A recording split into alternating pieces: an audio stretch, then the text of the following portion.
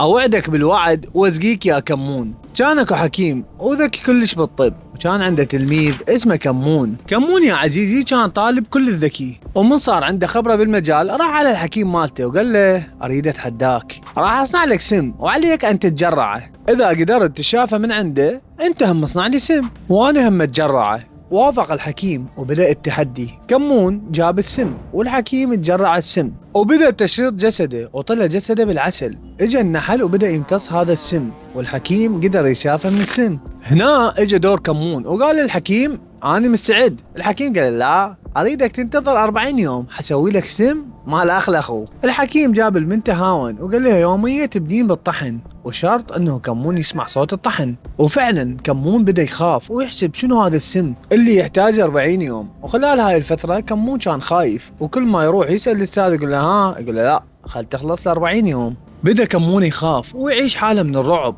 الى ان اجى اليوم الموعود. التموا اهل القرية والحكيم انطى قلاص الكمون وقال له بالعافية. كمون من اول رشفة من القلاص مات. الحكيم قال لهم هذا اللي بالقلاص مي ارو، وراح برهن لكم بالدليل. شرب الحكيم القلاص كله وقال لهم كمون اللي موته مو السم، موته الخوف، واللي هو يعتبر اخطر من السم. هواي شغلات احنا نخاف منها قبل لا تصير ويدمرنا التفكير. وهاي قصة المثل اوعدك بالوعد واسقيك يا كمون. واذا تحب القصص تابع القصخون.